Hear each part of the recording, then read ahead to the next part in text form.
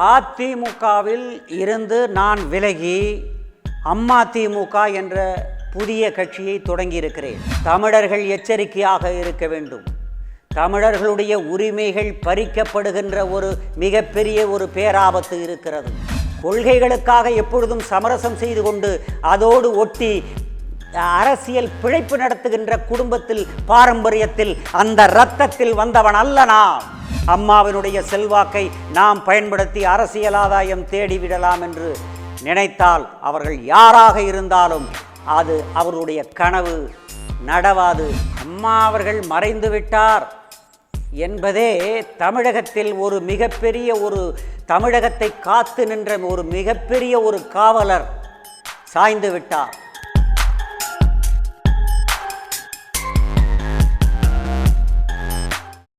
இனியன் சம்பத்தாகிய என்னை அறிமுகப்படுத்திக் கொள்வதில் மகிழ்கிறேன்.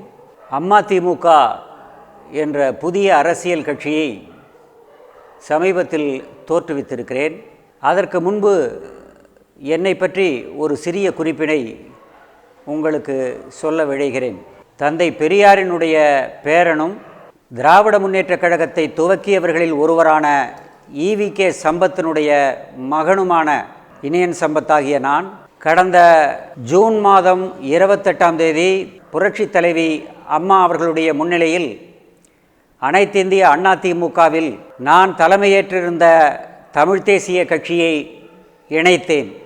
அம்மாவினுடைய நன்மதிப்பை பெற்று அவரோடு உரையாடுகின்ற வாய்ப்பினையும் பெற்றேன். அப்பொழுது அவருடைய தொலைநோக்கு பார்வையினையும் தமிழ்நாட்டை உய்விக்க, வாழ்விக்க, அதனுடைய வாழ்வாதாரங்களை பெருக்க ஒரு தொலைநோக்கு திட்டத்தை அவர்கள் சொன்னார்கள். அந்த அளவிற்கு தமிழ்நாட்டு மக்களை அவர்கள் நேசித்தார்கள்.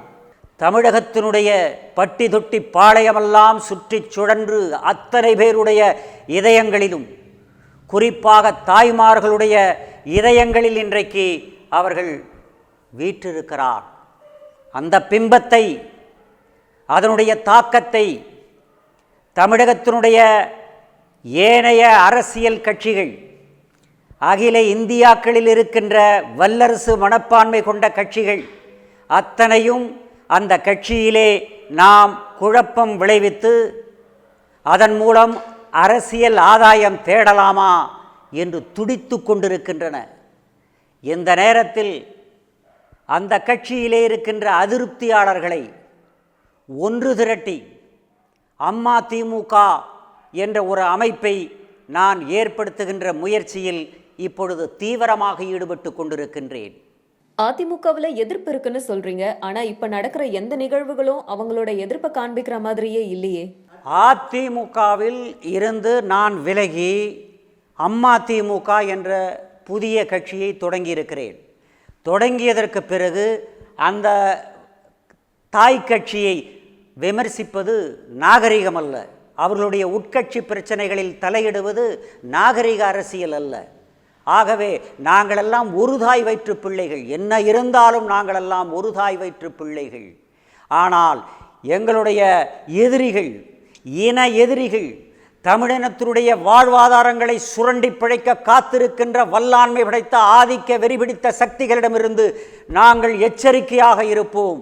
அதுதான் இன்றைக்கு தமிழகத்திற்கு தேவை.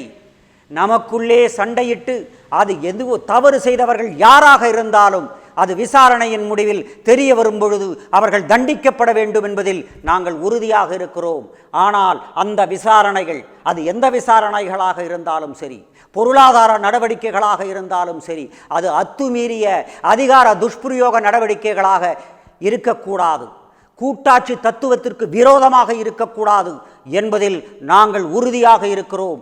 அப்படி அவர்கள் தலையிட்டு அதிலே நுழைந்தால் நாங்கள் உரத்த கண்டன குரல் எழுப்பி தெருவுக்கு வந்து போராடுவோம் என்பதை நான் தெரிவித்துக் கொள்ள விரும்புகின்றேன்.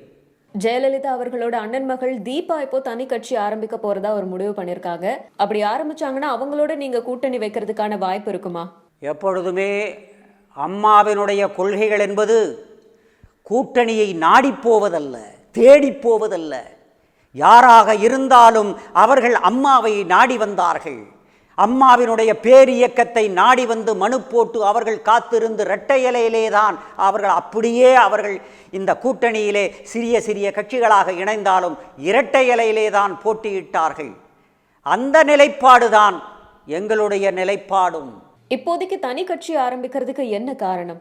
தனி கட்சியை தொடங்குவதற்கு காரணம், இந்த கட்சியிலே எந்த ஒரு இயக்கமாக இருந்தாலும் அது புரட்சித் தலைவர் காலத்திலே இருந்து அவருடைய மறைவிற்கு பிறகு 2 கூறுகளாக அந்த கட்சி பிளவுபட்டு கருத்து வேறுபட்டு நின்றார்கள். பிறகு ஒன்றுபட்டார்கள். அது ஒரு வேறுகதை.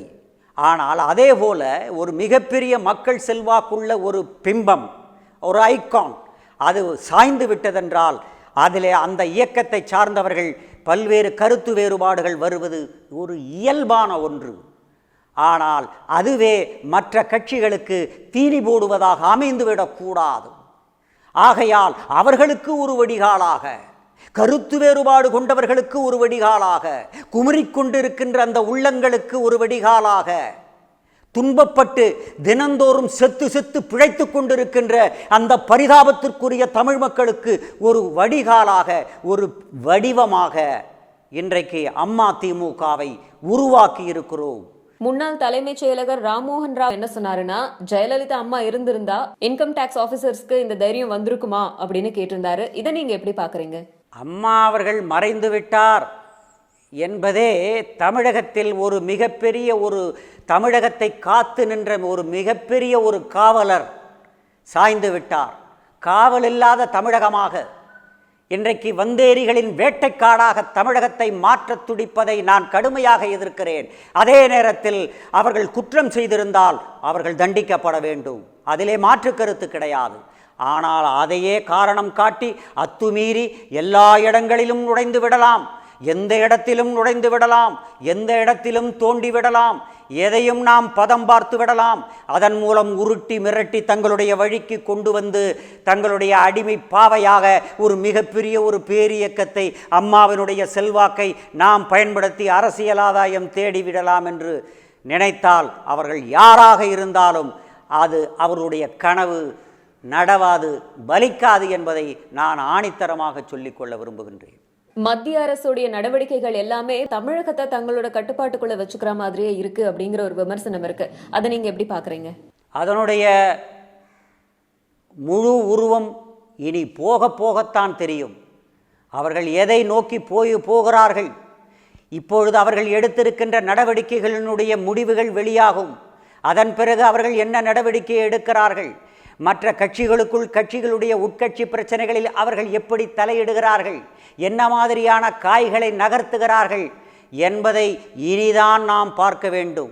அதிலே நான் சொல்லிக்கொள்வதெல்லாம் தமிழர்கள் எச்சரிக்கையாக இருக்க வேண்டும்.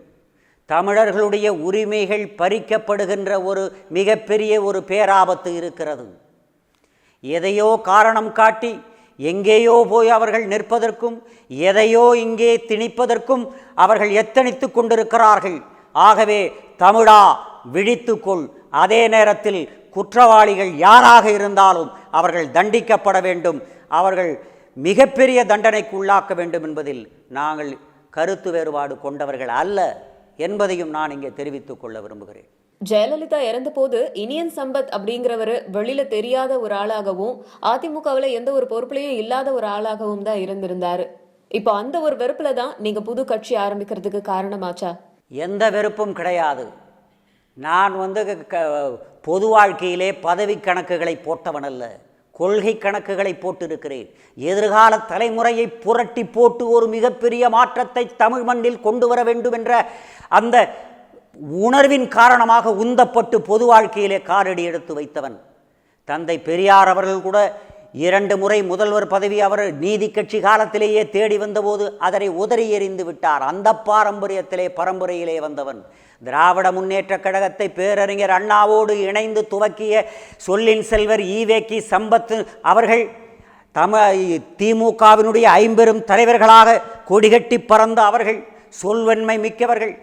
தன்னுடைய நாவசைவால் நாடாளுமன்றத்திலே அவர் மிகப்பெரிய கொள்கை முழக்கமிட்ட அந்த ஈவிகே சம்பத் அவர்கள் தன்னுடைய மகுடத்தை எல்லாம் துறந்துவிட்டு திராவிட முன்னேற்றக் கழகத்தில் அநீதி தலை தூக்கி விட்டது என்ற கொள்கையிலிருந்து பிறண்டு விட்டார்கள் என்ற காரணத்தை காட்டி அதிலிருந்து தன்னுடைய சீனியாரிட்டியை கூட பார்க்காமல் அவர்கள் வெளியேறி தனி இயக்கம் கண்டார் தமிழ் தேசிய கட்சி என்று.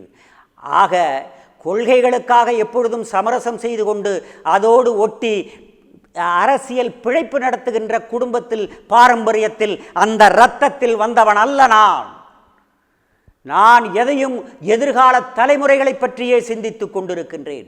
அவர்களுடைய மனப்பான்மையிலே ஒரு மிகப்பெரிய ஒரு புரட்சி ஏற்பட வேண்டும். அவர்கள் நடத்தையிலே மாற்றம் வேண்டும். போலிகளை கண்டு ஏமாறக்கூடாது. போலித்தனமான பகட்டுத்தனமான அரசியல் இனி தமிழகம் இனி சகித்து கொள்ளாது. கொள்கை ரீதியான லட்சிய ரீதியான அறிவுபூர்வமான உணர்வுபூர்வமான தமிழனுடைய வாழ்வாதாரத்தை தமிழனுடைய உரிமைகளை காக்கின்ற ஒரு மிகப்பெரிய ஒரு கூட்டமாக இன்றைக்கு இளைஞர்கள் கூட்டம் பல்கி பெருகி கொண்டிருக்கின்றது. பல்வேறு ஊடகங்கள் வாயிலாக தகவல் தொழில்நுட்பத்தின் வாயிலாக எல்லா விதமான செய்திகளையும் கேட்டு அறிந்து ஆய்ந்து அதை சீர்தூக்கி பார்த்து சுய அறிவோடு ஒரு முடிவுகளை எடுக்கின்ற அந்த அறிவு படைத்தவர்கள் தமிழ்நாட்டு இளைஞர்கள். ஆகவே அதிலே நான் மிகுந்த நம்பிக்கை கொண்டிருக்கின்றேன். ஒரு மிகப்பெரிய ஒரு மாற்றத்தை தலைகீழ் மாற்றத்தை தமிழகம் சந்திக்க போகிறது என்பதில் மட்டும் நான் உறுதியாக இருக்கின்றேன். நீங்க ஒரு புதிய கட்சி ஆரம்பிச்சிருக்கிறதால உங்களுக்கு இதுவரைக்கும் மிரட்டல்களோ இல்ல எதிர்ப்போ வந்துச்சா? மிரட்டல் வந்ததா வரவில்லையா அல்லது வந்தால் அதை வெளியில் சொல்லுகின்ற அது போன்ற ஒரு கோழைத்தனமான அரசியல் பாரம்பரியத்தில் வந்தவன் அல்ல நாங்கள் கொள்கை வழி நிற்பவர்கள். எந்த எதிர்ப்புகள் வந்தாலும் எத்திசையிலிருந்து என்னென்ன இன்னல்கள் வந்தாலும் அதை தகர்த்தெறிந்து உயிரே போனாலும் நமக்கு பின்னால் நம்முடைய கருத்துக்களை தாங்கி மற்றொரு படைவரிசை வருகிறது என்ற நம்பிக்கையோடு மாய்வோமே தவிர சமரசம் செய்து கொண்டு யாரோடும் பல்லிழித்து பதவிகளை பெற்று பதவி சுகத்தின் கதகதப்பிலே மிதப்பவர்கள் அல்ல நாங்கள் என்பதை நான் தெரிவித்துக் கொள்ள விரும்புகிறேன். நீங்க அதிமுகவில் இணைந்தே எல்லாம் செய்யலாமே. நீங்க கட்சி ஆரம்பிச்சதை பார்த்து உள்ள இருக்கிற நிறைய பேர் தனித்தனியா கட்சி ஆரம்பிச்சிட மாட்டாங்களா? அதிமுகவில் மேல்மட்டத்திலே இருக்கின்றவர்கள், இரண்டாம் கட்டத்திலே இருக்கின்றவர்கள், வெளி தோற்றத்திற்கு அவர்களெல்லாம் ஒற்றுமையாக இருப்பது போன்ற ஒரு கட்டுக்கோப்பான ஒரு இராணுவ கட்டுக்கோப்பான இயக்கம் என்பதை அவர்கள் காட்டிவிட்டார்கள். அதை நான் மறுக்கவில்லை, அதை பாராட்டுகிறேன், அந்த முயற்சியை பாராட்டுகிறேன். ஆனால் அதற்கு வெளியிலே பல்லாயிரக்கணக்கான தொண்டர்கள் ஒரு சந்தேக அலை அவர்கள் உள்ளத்திலே அலைமோதி கொண்டிருக்கிறது. ஒரு கேள்விக்கு விடை தெரியாமல் தவித்துக் கொண்டிருக்கிறார்கள். ஆகவே புலம்பிக் கொண்டிருக்கிறார்கள். ஒரு தயக்கம், ஒதுங்கி புலம்பிக் கொண்டிருக்கிறார்கள். அவர்களை வேறு திசையிலே அவர்கள் சென்று விடக்கூடாது. அரசியலிலிருந்து அவர்கள் ஒதுங்கிவிடக்கூடாது.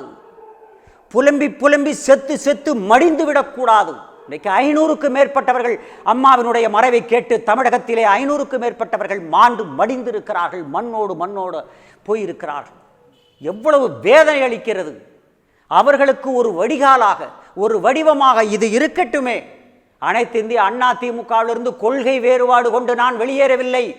அதே நேரத்தில் அம்மாவினுடைய அந்த கூறு 2 கூறுகளாக பிளவுபட்டு அந்த ஒரு கூறிலிருந்து மற்றவர்கள் அதிலே மீன்பிடித்து விடக்கூடாது, அரசியல் ஆதாயம் தேடிவிடக்கூடாது என்ற அந்த ஒரு நோக்கத்திற்காகத்தான் இதை துவங்கி இருக்கிறோம். யாருக்கும் எதிராக இந்த இயக்கம் துவங்கப்படவில்லை. அநீதிகளுக்கு எதிராக, அக்கிரமங்களுக்கு எதிராக, சதித்திட்டங்களுக்கு எதிராகத்தான் இந்த இயக்கம் தொடங்கி இருக்கிறது. எந்த தனிநபரையும் எதிர்ப்பதற்காகவோ அவர்களுடைய நடவடிக்கைகளை கொச்சைப்படுத்துவதற்காகவோ இந்த இயக்கம் தோன்றவில்லை. இது கொள்கை வழி நிற்கும், லட்சிய திசை வழியில் செல்லும் என்பதை மட்டும் நான் தெரிவித்துக் கொள்ள விரும்புகிறேன். அம்மா திராவிட முன்னேற்ற கழகம் இது இப்ப எந்த ஒரு நிலையில இருக்கு? அம்மா திராவிட முன்னேற்ற கழகம் இன்றைக்கு ஆரம்ப நிலையிலே இருக்கிறது. பதிவு பெற்றாகிவிட்டது. இன்றைக்கு தலைமை நிலையம், அதை அம்மா நிலையம் என்று வைத்திருக்கிறோம். கட்சியினுடைய தலைமை நிலையத்திற்கு பெயர் அம்மா நிலையம். அதை என்னுடைய இல்லத்திலேயே இடத்தை அளித்திருக்கிறேன். போதுமான இடம் இருக்கிறது என்னுடைய இல்லத்திலே. ஆகவே என்னுடைய இல்லத்திலேயே தலைமை நிலையத்தை, அம்மா நிலையத்தை நிறுவி நடவடிக்கைகளை இப்பொழுதுதான் தொடங்கி இருக்கிறோம். யாரோடும் போய் பேசி கூட்டி வருகின்ற நிலையிலே இல்லை. சாமானிய மக்களிடம், பொதுமக்களிடம் சென்று அம்மாவினுடைய கொள்கைகளை சொல்வோம், வருபவர்களை ஏற்றுக்கொள்வோம். இதுதான் எங்களுடைய நிலைப்பாடு.